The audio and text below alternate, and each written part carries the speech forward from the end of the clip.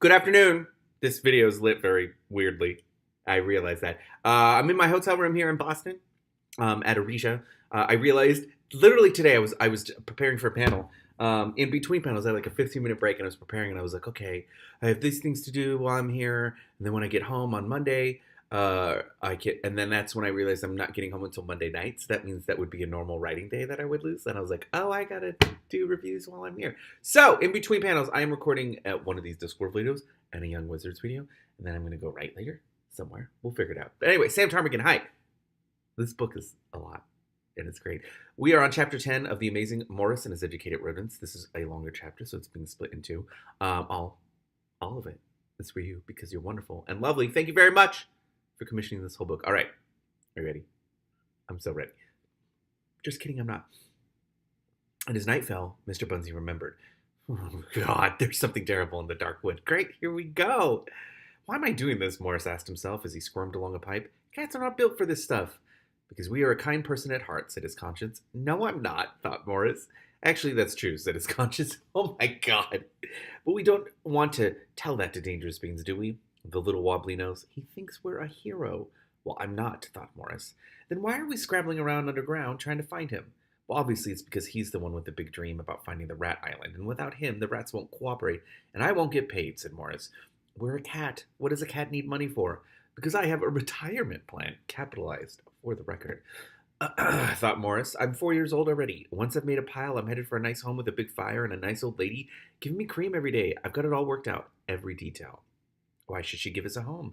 We're smelly, we've got ragged ears, we've got something nasty and itchy on our leg. We look like someone kicked us in the face. Why should an old lady take us in instead of a fluffy little kitten?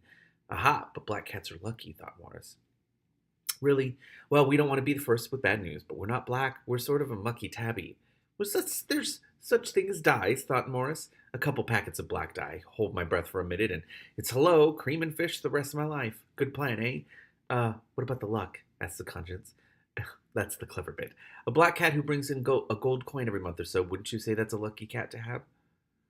Oh, would be why you would need. That's actually not a terrible plan. His conscience fell silent, probably amazed at the cleverness of the plan, Maurice told himself. He had to admit that he was clever at plans and at underground navigation. He wasn't exactly lost, because cats never get lost. He merely didn't know where everything else was. I feel like that is one of the truest statements I've ever read about cats. There wasn't a lot of earth under the town, that was certain. Cellars and gratings and pipeways and ancient sewers and crypts and bits of forgotten buildings formed a sort of honeycomb. Even humans could get around down here, Maurice thought. The rat catcher certainly had. He could smell rats everywhere. He wondered about calling out to Dangerous Beans, but decided against it. Calling out might help him find out where the little rat was, but it would also alert anyone else to where Maurice was. Those big rats had been, well, big and nasty looking. Now he was in a small and square tunnel with lead pipes in it. There was even a hiss of escaping steam, and here and there warm water dripped into a gutter that ran along the bottom of the tunnel. Up ahead was a grating leading up to the street. Faint light came through it. The water in the gutter looked clean. Maurice was thirsty. He leaned down, tongue out. There was a thin, bright red streak curling gently in the water. How about no? I don't want to know what that is. Ham and Pork seemed confused. I'm confused. And half asleep, but he knew better, or he knew enough to hold on to Sardine's tail, as the rats made their way back from the stable. It was a slow journey. Sardines didn't think the old rat would manage the clotheslines. They skulked along gutters and along drains, hiding in nothing more than the cloak of night. A few rats were milling around in the cellar when they finally arrived. By then, Dark-Tan and Sardines were walking on either side of Ham and Pork, who was barely moving his legs. There was still a candle burning in the cellar. Dark-Tan was surprised, but a lot of things had happened in the last hour. Oh, yeah, lots of things all the time. They let Ham and Pork sink to the floor where he lay, breathing heavily. His body shook with each breath. Poison, Gov, whispered Sardines. No, I think it was all just too much for him, said Dark-Tan. Just too much. Ham and Pork opened one eye. Am I still the leader? He asked. Yes, sir, said Dark-Tan. Need to sleep. Dark-Tan looked around the circle. Rats were creeping toward the group. He could see them whispering to one another. They kept staring at him. He tried to spot the pale shape of Dangerous Beans. Nourishing tells me you saw the tunnel of the big rat, said Ham and Pork. Okay. Dark-Tan glared at Nourishing, who looked embarrassed. Oh. I like how Nourishing already told Ham and Pork. I saw something, yes, he said. Then I shall dream my way there and never wake up, said Hammerport. His head sagged again. This isn't the way an old rat should die, he mumbled. Not like this. Not in the light. Darktan nodded urgently at Sardines, who snuffed out the candle with his hat. The damp, thick underground darkness closed in. Darktan, Hammerport whispered. You need to know this. Oh, God. Sardines strained his ears to hear the old leader's last words to Darktan. Then, a few seconds later, he shivered. He could smell the change in the world. What did he say to Darktan, though? There was movement in the darkness. A match burst into life, and the candle flame grew again, bringing shadows back into the world. Hammerport was lying very still. I can't... Sam Charming, I think of everything that this book is doing to me, the fact that I feel sad about rats is probably the number one thing that just blows my mind. Oh God, the next line. Do we have to eat him now? Asked someone. He's gone, said Dartan. Somehow the idea of eating ham and pork didn't feel right. Bury him, he said, and mark the place so we know he's there. There was a sense of relief in the group. However much anyone might have respected ham and pork, he was still a bit on the whiffy side, even for a rat.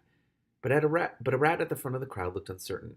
When you say mark the place, he said, do you mean like we mark other places where we bury things? He means by whittling on it, said the rat beside him. Thank you for defining that. Darktan looked at Sardines, who shrugged. Darktan had a sinking feeling inside. When you were the leader, everyone waited to see what you said, and there was still no sign of the white rat. He was on his own. He thought hard for a moment, and then nodded. Yes, he said at last, he'd like that. It's very ratty. But do this too. Draw it in the dirt above him. He scraped a sign on the ground. Oh, my God. I love that these little pieces, the little art pieces are in this.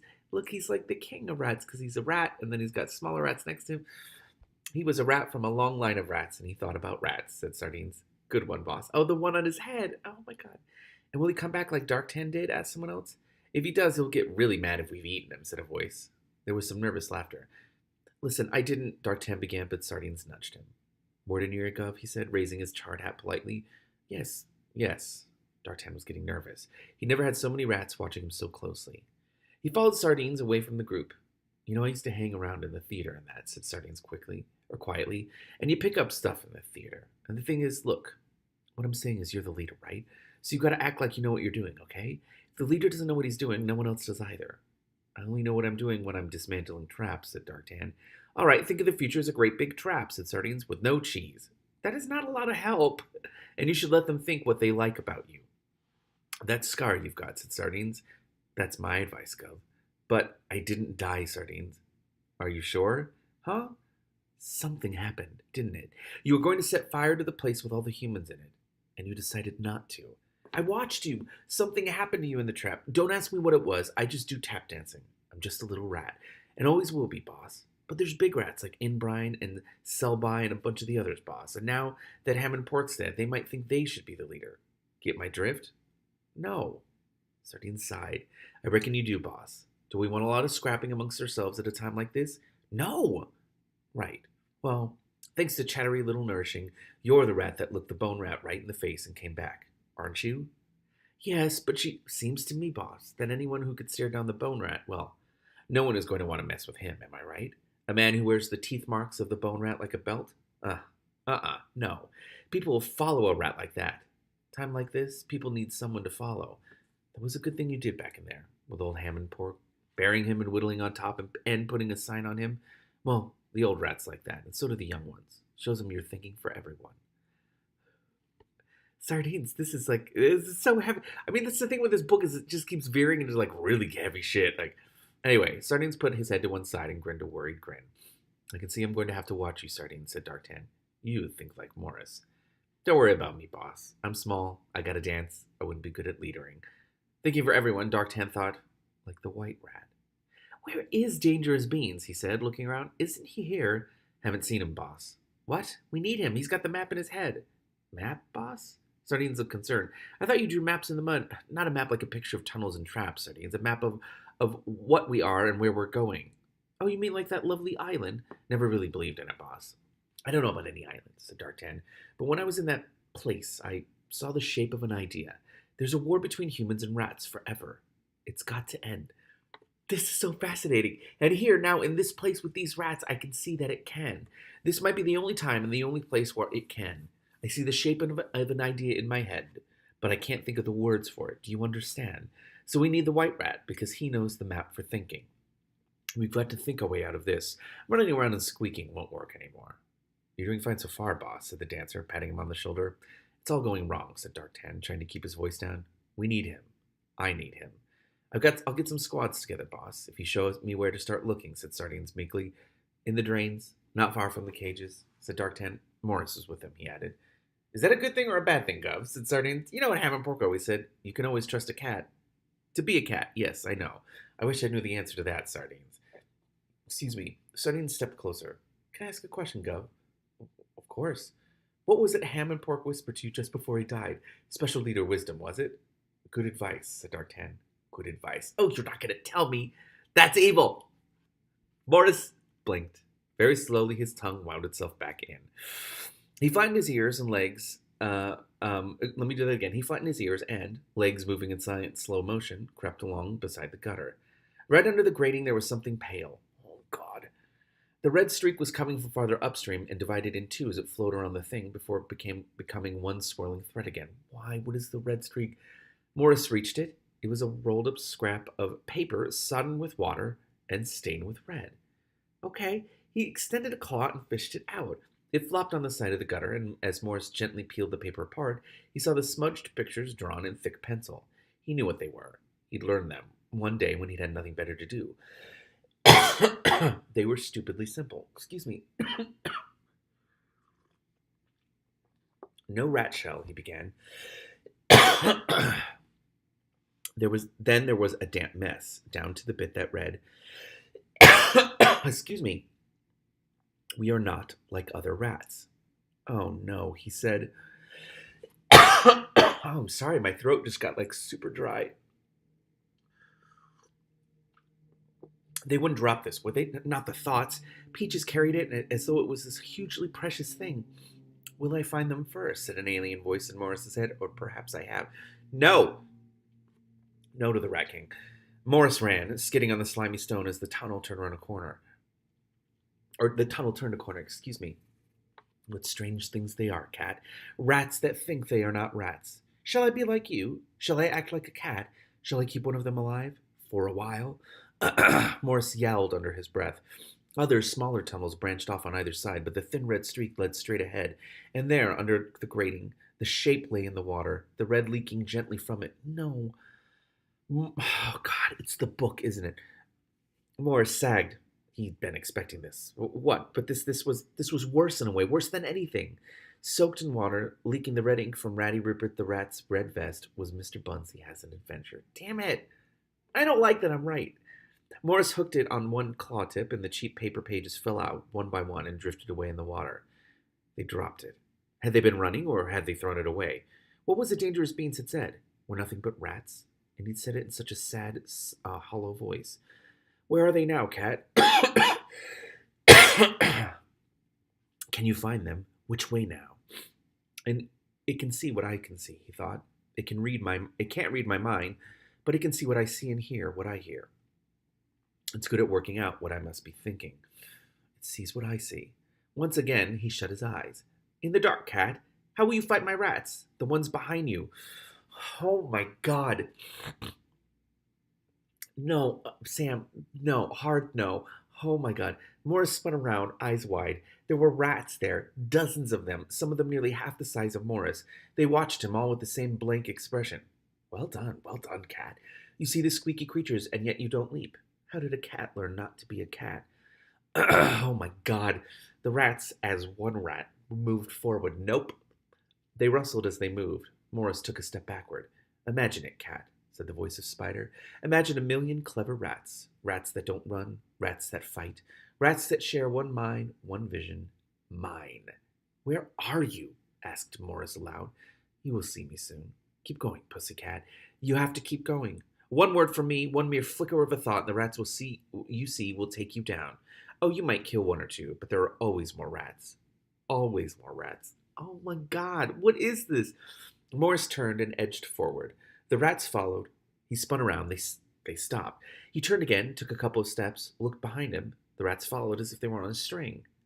There was a familiar smell in the air here, of old stale water. He was somewhere near the flooded cellar. But how close? The stuff stank worse than canned cat food. It could be in any direction. He could probably outrun the rats over a short distance. Bloodthirsty rats right behind you can give you wings. Are you planning to run to help the white rat, said his conscience, or are you thinking of making a dash for the daylight? Maurice had to admit that the daylight had never seemed a better idea. There was no point in lying to himself. After all, rats didn't live very long in any case, even if they had wobbly noses. They are close, Cat. Shall we play a game? Cats like playing. Did you play with additives before you bit his head off? Maurice stopped dead. A rat actually bumped into his back legs. You are going to die, he said softly. They are getting closer to me, Maurice. So close now. Shall I tell you that the stupid-looking kid and the silly-sounding girl are going to die? Did you know that rats can eat a human alive? What the fuck is wrong with this book? Oh my god. Militia, oh, good lord, bolted the shed door. Rat kings are deeply mysterious, she said. A rat king is a group of rats with their tails tied together. How? Well, the stories say it happens. How does it happen? I read somewhere that their tails become stuck together when they're in the nest because of all the muck, and they get twisted up as rats generally have 6 or 7 babies, and they have quite short tails, and the parents keep the nest quite clean, said Keith. Have the people who tell these stories ever seen rats? Bless Keith. I love that he busts that out. That's so great. I don't know. Maybe the rats just get crowded together and their tails get twisted up. There's a preserved rat king in a big jar of alcohol in the town museum. A dead one. Or very, very drunk. What do you think? Said Militia. It's 10 rats, like a sort of star with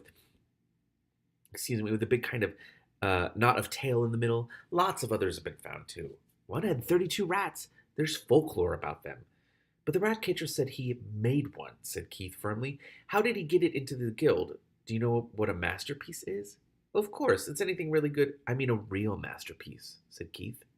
I grew up in a big city with guilds everywhere. That's how I know. A masterpiece is something that an apprentice makes at the end of his training to show the senior members of the guild that he deserves to be a master, a full member. You understand? It might be a great symphony or a beautiful piece of carving or a batch of magnificent loaves. His masterpiece. So someone, oh God, I don't like the implications of this. Very interesting. So what sort of masterpiece would you have to make to become a master rat catcher? To show that you could really control rats? Remember the sign over the door. Alicia frowned, the frown of someone faced with an inconvenient fact. Anyone could tie a bunch of rat tails together if they wanted to, she said. I'm sure I could. While they're alive, you'd have to trap them first, and then you've got slippery bits of string that are moving all the time, and the other end keeps on biting you. 8 of them? 20 of them? 32? 32 angry rats. Alicia looked around at the untidy shed, trying out the idea. It works, she said. It makes almost as good a story. Probably there were 1 or 2 real rat kings. All right, maybe just 1. And people heard about this and decided that since there was all this interest, they'd try to make one. Yes, it's just like crop circles. No matter how many aliens own up to making them, there are always a few diehards who believe that humans go out with guarded mowers in the middle of the night. That is a... How is the word alien even in their book? What the fuck? That's a really weird part. I just think that some people would like to be cruel, said Keith. How would a rat king hunt? They all pull in different directions. Well, some of the stories about rat kings say they can control other rats in Malaysia. With their minds, sort of. Get them to bring them food and go to different places and so on. You're right, rat kings can't move around easily. So they learn how to see out of the eyes of the other rats and hear what they hear. Just other rats, said Keith. Well, 1 or 2 do say that they can do it to people, said Malaysia. How? Has it ever happened, really? Well, isn't it currently happening? It could. It couldn't, could it, said Malaysia? Yes. Oh no, guess what, said Malaysia. I didn't say anything. You just said yes, said Keith. Silly little minds. Sooner or later there's always a way, and the cat is much better at resisting. You will obey me. Let the rats go. Oh my god. Oh my god, look at this reaction, Sam. I think we should let the rats go, said Malaysia. It's just too cruel having them packed into those cages like that. I was just thinking about that, said Keith. And forget about me. I am just a story. Personally, I think rat kings really are just a story, said Malaysia, walking over to the trapdoor and raising it. That rat catcher was a stupid little man. He was just babbling. I wonder if we really should let the rats out, Keith mused. They looked pretty hungry. They can't be worse than the rat catchers, can they? Said Militia. Anyway, the piper will be here soon. He'll lead them all into the river or something. Into the river, muttered Keith. That's what he does. Yes, everybody knows that, said Militia. But rats can, Keith began. Oh my god, obey me. Don't think, follow the story. Rats can what? Rats can, Keith stammered. I can't remember. Something about rats and rivers. Probably not important. No, super important. Sam, oh my god. I truly don't want to meet the Rat King. I'm terrified of what it looks like. Sam, this was a delight. Thank you, as always, for commissioning things for me and supporting me. I'm gonna go. I have to record a Young Wizards video, and then I'm gonna go off to write and do more Risha stuff. All right. Thanks, Sam. See ya.